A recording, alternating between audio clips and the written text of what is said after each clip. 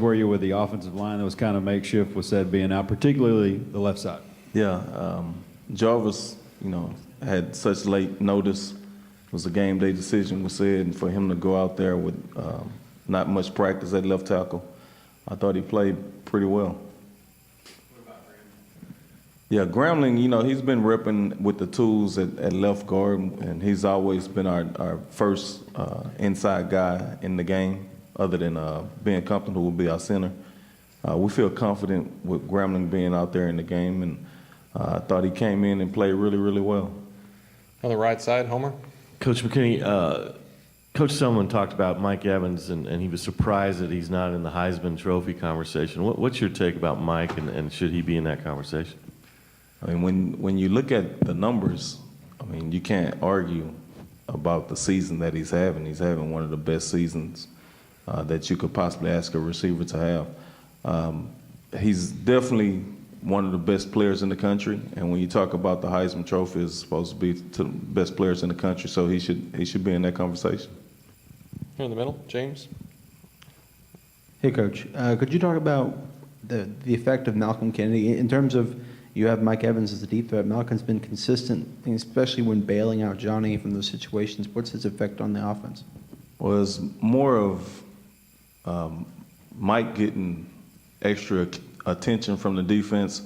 Malcolm's getting a lot of individual coverages, and he's good enough to beat that. He's playing in a position where we ask a lot of him to, sight adjust and run routes, and he's a little comfort zone for Johnny as well, having played with him on last year. With him being a former quarterback, does that help him move coverages differently? Yeah, you would think it would. He hadn't played quarterback since high school. It's a little bit different playing quarterback in high school than playing receiver in college. So he's been coached up pretty good by Coach Beatty on how to read those coverages. Seated in the back, Daryl.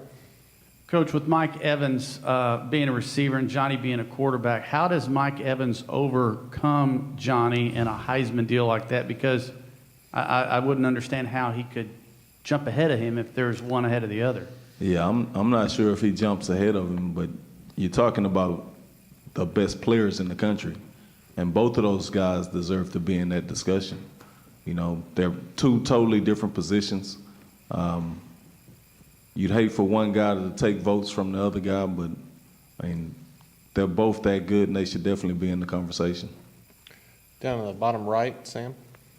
Clarence, I know LaQuaviante Gonzalez got some more time, it seemed like, offensively. What did you think of what he showed, and also should we expect to see him have an increasing role in this offense moving forward? Yeah, Quiv he's really coming along. He's learned the offense. He gives us a speed element that we don't have from some other guys.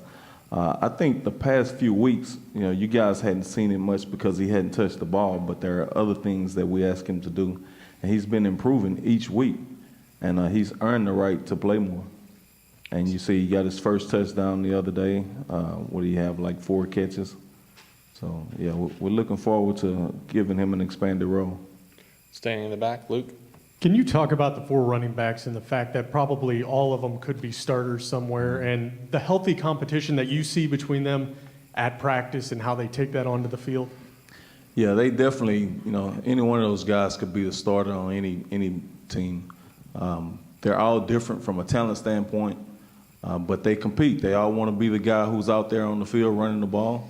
And you got a chance to see all 4 of them this past weekend, and we saw some good things, although we did have a couple fumbles, and which we hadn't had all year. But those guys are very competitive. They all want to be out on the field, and it makes for a good competition, which helps us with our run game and our protections and the things that we ask those running backs to do.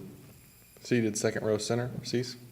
Clarence, it looks like the pecking order at the end of the game, maybe the fumble gets Brandon Williams more time. How does the pecking order for the game plan go in? Is it based on the last game going in, or is it the practice? Looking ahead to YouTube. It's based on the week-to-week practice. Those guys are evaluated daily on how they practice, and we expect a daily competition, and they compete each day. So based on how you practice that week will determine how much you'll play that week, I guess.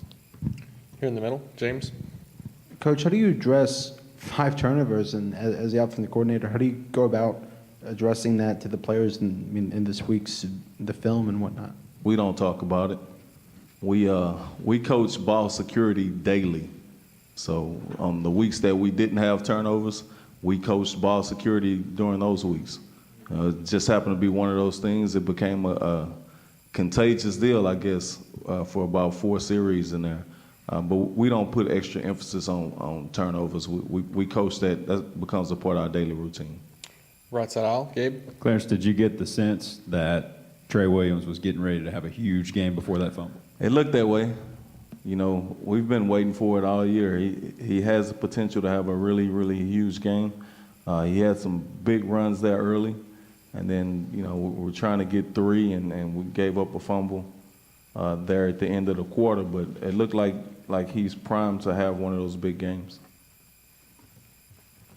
Anything else for Coach McKinney? Thank you, Coach.